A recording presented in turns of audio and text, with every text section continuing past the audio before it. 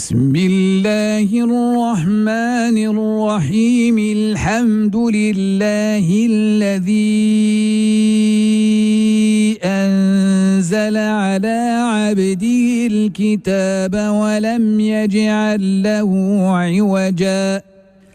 قيما لينذر بأسا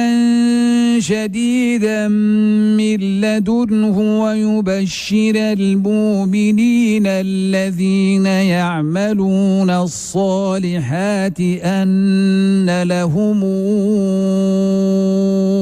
أجرا حسنا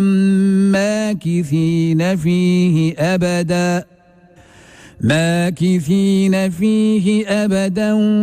وينذر الذين قالوا اتخذ الله ولدا ما لهم به من علم ولا لآبائهم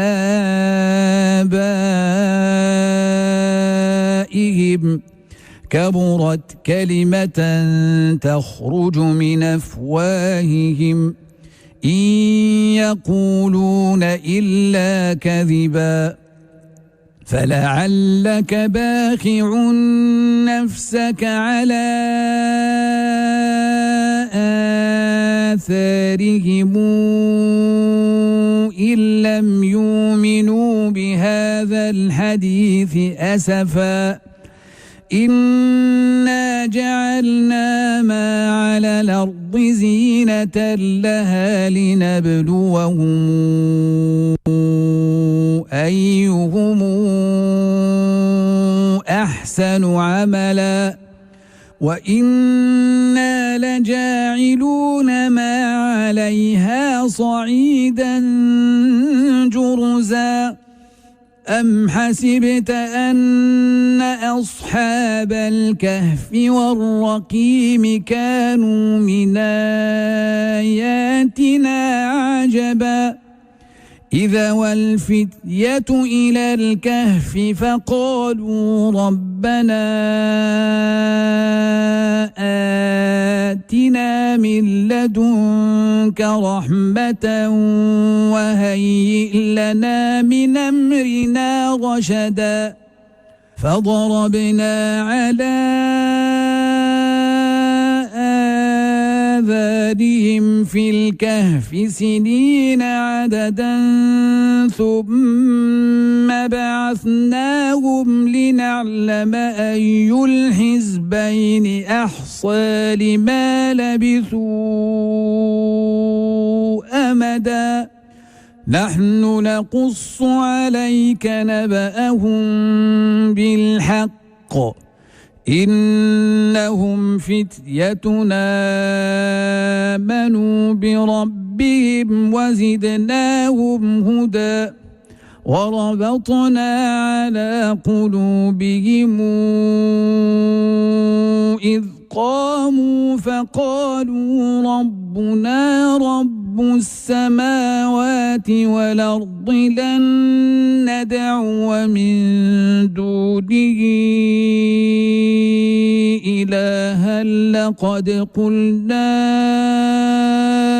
إذا شططا هؤلاء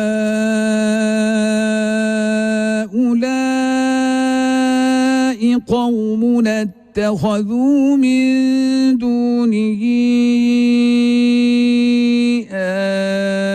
آلهة لولا ياتون عليهم بسلطان بين فمن أظلم ممن افترى على الله كذبا وإذ اعتزلتموهم وما يعبدون إلا الله فأووا إلى الكهف ينشر لكم ربكم من رحمته ويهيئ لكم من أمركم مرفقا وترى الشمس إذا طلعت تزاوروا عن كهفهم ذات اليمين وإذا غربت تقرضهم ذات الشمال وهم في فجوة منه ذلك من آيات الله من يهد الله فهو المهتد ومن يضلل فلن تجد له وليا مرشدا وتحسبهم أيقاظا وهم رقود ونقلبهم ذات اليمين وذات الشمال وكلبهم باسط ذراعيه بالوصيد لو اطلعت عليهم لوليت منهم فرارا ولملئت منهم رعبا وكذلك بعثناهم ليتساءلوا بينهم قال قائل منهم كم لبثتم قالوا لبثنا يوما أو بعض يوم قالوا ربكم أعلم بما لبثتم فابعثوا أحدكم بورقكم هذه إلى المدينة فلينظر أيها أزكى طعاما فلياتكم برزق منه وليتلطف ولا يشعرن بكم أحدا إنهم إن يظهروا عليكم يرجموكم أو يعيدوكم في ملتهم ولن تفلحوا إذا أبدا وكذلك أعثرنا عليهم ليعلموا أن وعد الله حق وأن الساعة لا ريب فيها إذ يتنازعون بينهم أمرهم فقالوا ابنوا عليهم بنيانا ربهم أعلم بهم قال الذين غلبوا على أمرهم لنتخذن عليهم مسجدا سيقولون ثلاثة رابعهم كلبهم ويقولون خمسة سادسهم كلبهم رجما بالغيب ويقولون سبعة وثامنهم كلبهم قل ربي أعلم بعدتهم ما يعلمهم إلا قليل فلا تمار فيهم إلا مراء ظاهرا ولا تستفت فيهم منهم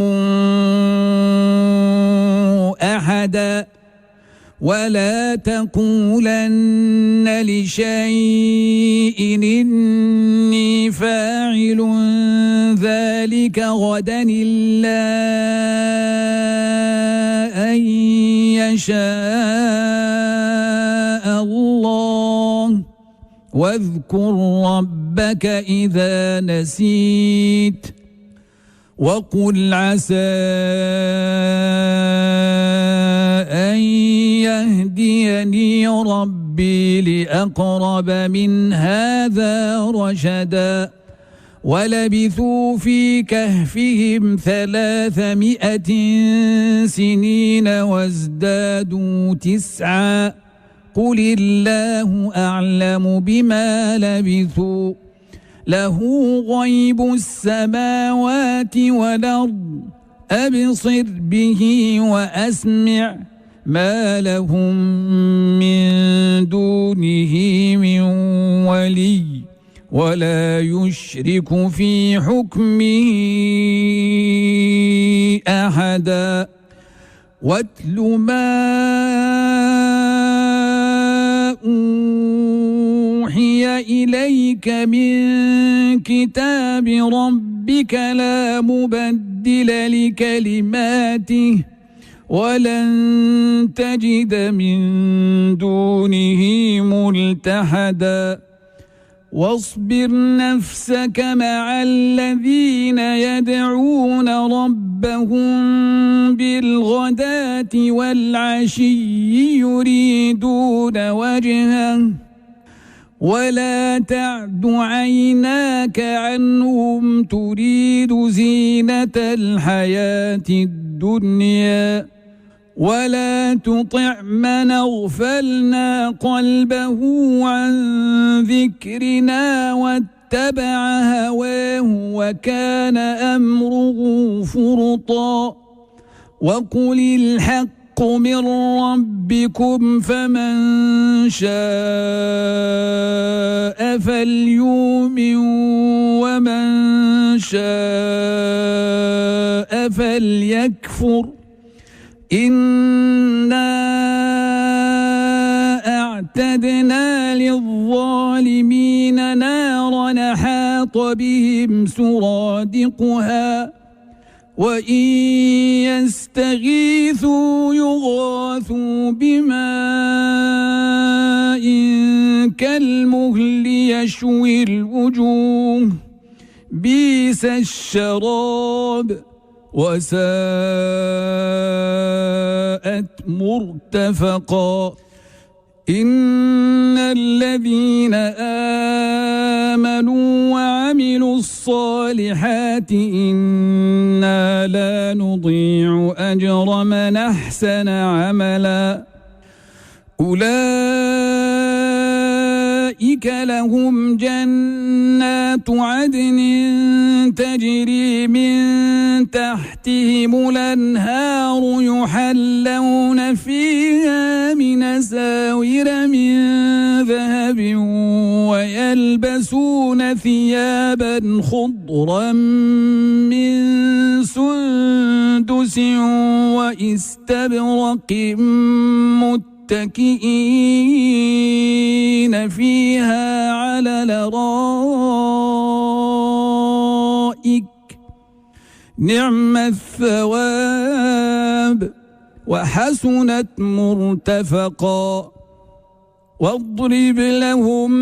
مثلا رجلين جعلنا لأحدهما جنتين من أعناب وحففناهما بنخل وجعلنا بينهما زرعا كلتا الجنتين آتت أكلها ولم تظلم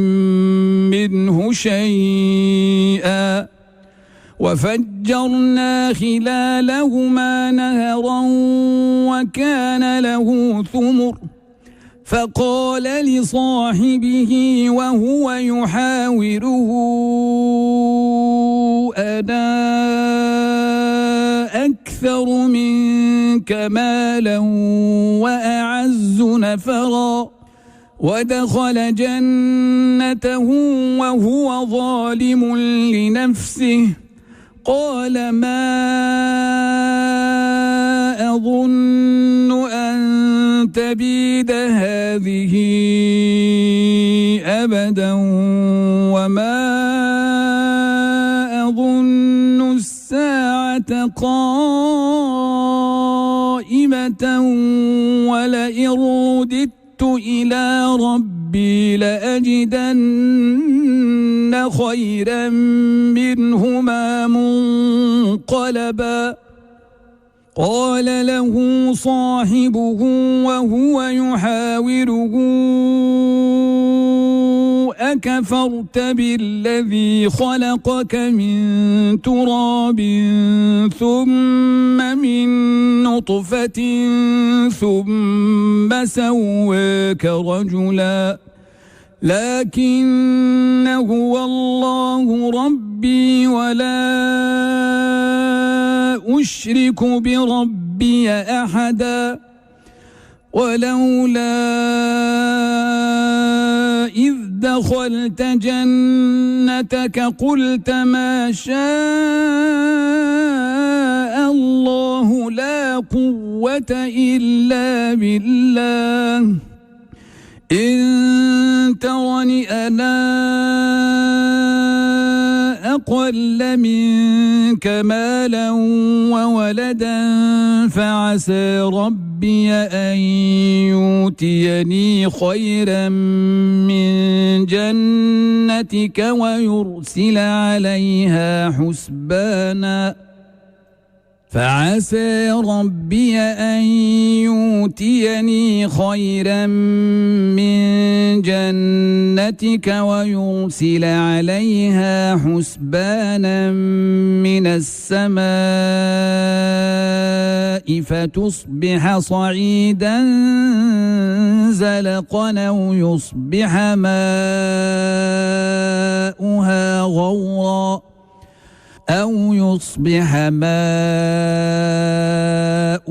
غورا فلن تستطيع له طلبا وأحيط بثمره فأصبح يقلب كفيه على ما أنفق فيها وهي خاوية على عروشها ويقول يا ليتني لمشرك بربي أحدا ولم تكن له فئة ينصرونه من دون الله وما كان منتصرا هنالك الولاية لله الحق هو خير ثوابا وخير عقبا واضرب لهم مثل الحياة الدنيا كماء إن أنزلناه من السماء فاختلط به نبات الأرض فأصبح هشيما تذروه الرياح وكان الله على كل شيء مقتدرا المال والبنون زينة الحياة الدنيا والباقيات الصالحات خير عند ربك ثوابا وخير نملا ويوم نسير الجبال وترى الأرض بارزة وحشرناهم فلم نغادر منهم أحدا وعرضوا على ربك صفا لقد جئتمونا كما خلقناكم أول مرة بل زعمتم أن لن نجعل لكم موعدا ووضع الكتاب فترى المجرمين مشفقين مما فيه ويقولون يا ويلتنا ما لهذا الكتاب لا يغادر صغيرة ولا كبيرة إلا أحصاها ووجدوا ما عملوا حاضرا ولا يظلم ربك أحدا وإذ قلنا للملائكة اسجدوا لآدم فسجدوا إلا إبليس كان من الجن ففسق عن أمر ربه أفتتخذونه وذريته أولياء من دوني وهم لكم عدو بئس للظالمين بدلا ما أشهدتهم خلق السماوات والأرض ولا خلق أنفسهم وما كنت متخذ المضلين عضدا ويوم يقول نادوا شركائي الذين زعمتم فدعوهم فلم يستجيبوا لهم وجعلنا بينهم موبقا ورأى المجرمون النار فظنوا أنهم مواقعوها ولم يجدوا عنها مصرفا ولقد صرفنا في هذا القرآن للناس من كل مثل وكان الإنسان أكثر شيء جدلا وما منع الناس أن يؤمنوا إذ جاءهم الهدى ويستغفروا ربهم إلا أن تاتيهم سنة الأولين أو ياتيهم العذاب قبلا وما نرسل المرسلين إلا مبشرين ومنذرين ويجادل الذين كفروا بالباطل ليدحضوا به الحق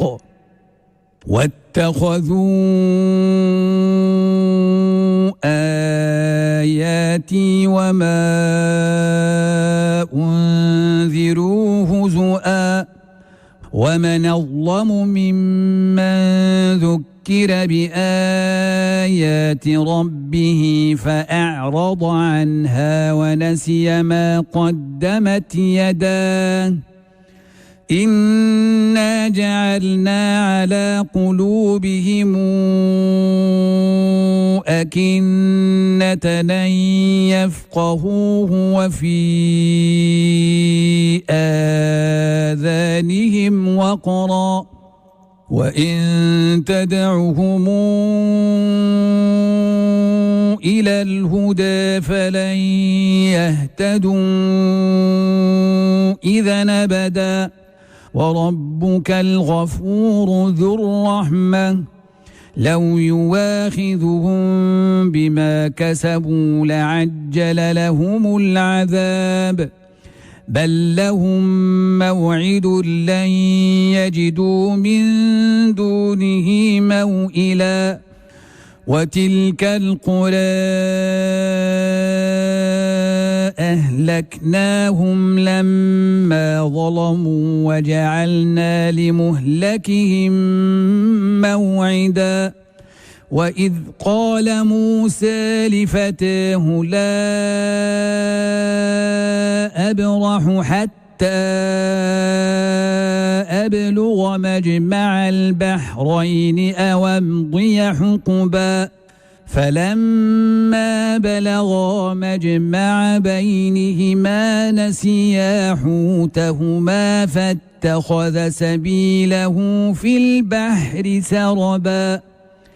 فلما جاوزا قال لفتاه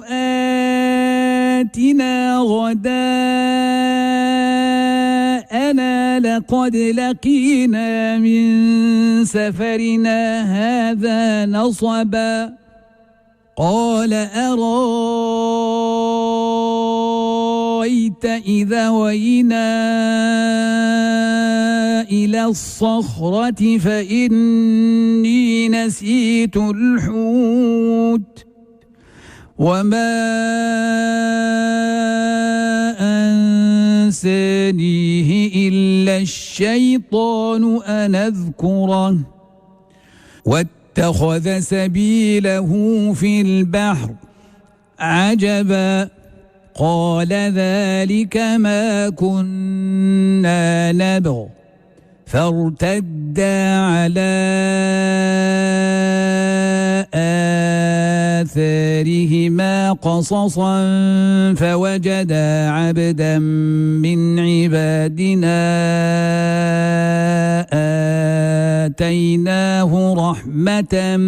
من عندنا وعلمناه من لدنا علما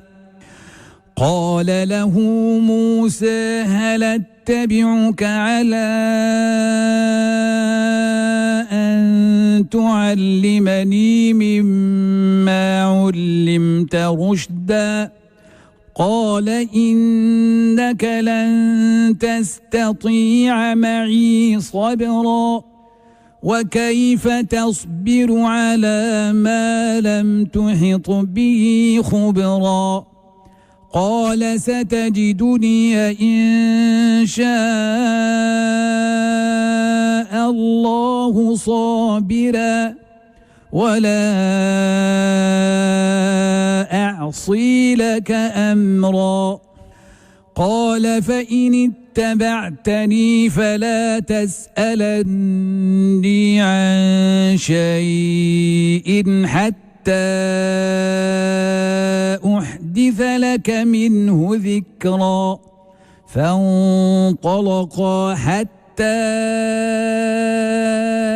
إذا ركبا في السفينة خرقها قال أخرقتها لتغرق أهلها لقد جئت شيئا إمرا قال ألم قل إنك لن تستطيع معي صبرا قال لا تواخذني بما نسيت ولا ترهقني من أمري عسرا فانطلقا حتى إذا لقيا غلاما فقتله قال أقتلت نفسا زاكية بغير نفس لقد جئت شيئا نكرا صدق الله العظيم.